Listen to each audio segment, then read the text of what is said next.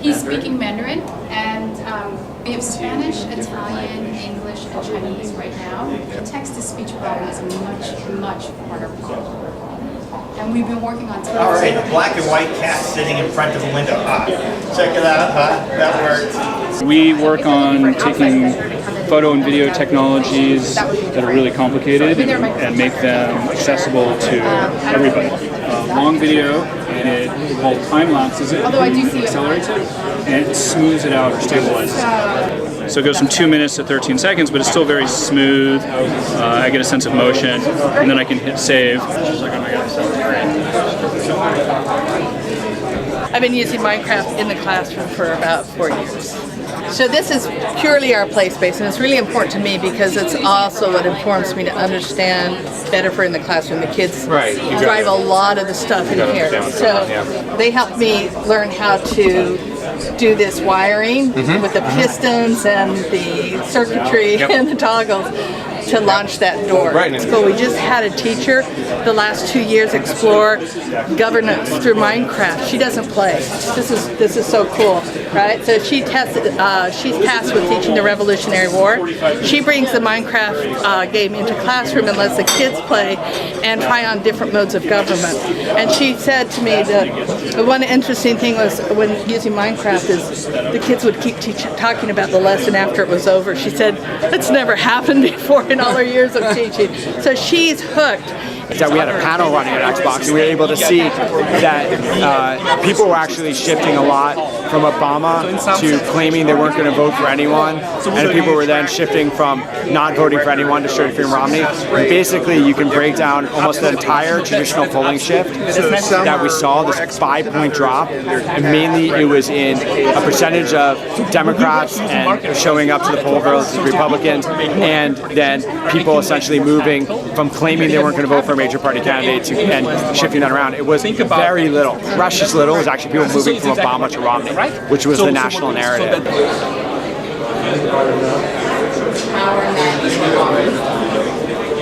Provides blue light therapy, so it's for seasonal affective disorder. Yeah, I have it. Well, I was reading. Do you have a light box?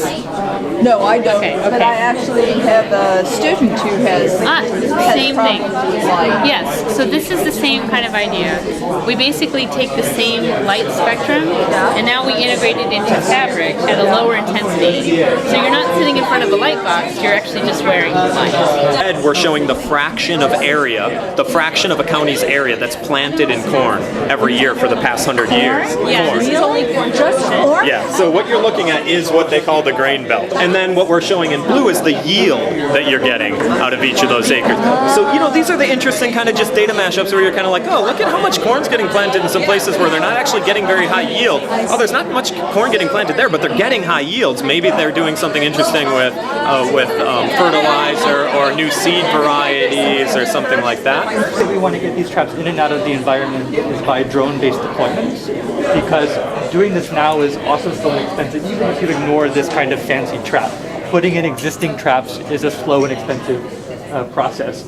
We did this in Grenada, which is sort of what's flashing on this video here, where we went there and we manually covered on the order of every 5 square miles of Grenada with an existing mosquito trap. It's this thing that looks like this.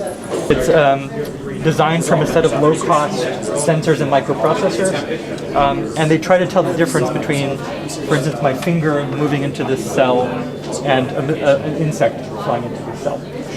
When they detect an insect, they fire this door, which sort of closes and traps it in the document.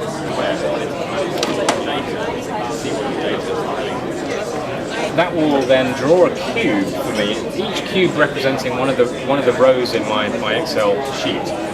So I've got 40,000 cubes being drawn on the screen. Now you can see that there has been a record of a tornado mostly everywhere in the United States over the last couple of years. That's all it's telling me, which is not very much, but it's a start. So let's just do that next. And I'll just grid that and stack them up into a series of columns. So the height of the column now represents how many tornadoes took place in a given location. Let me just pick that one and then pick the time and stretch that data out over 40 or so years. So So this is looking down on the US.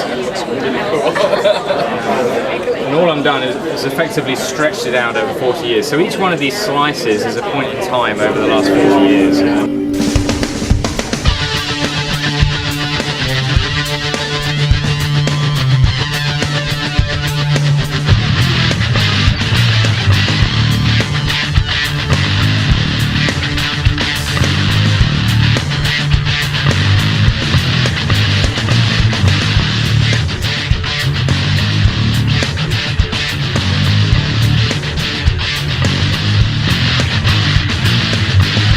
Hey, as always, thanks for watching, and if you'd like to be among the very first to know when I publish a new episode of Frank's World TV, be sure to click the subscribe button down here to your left.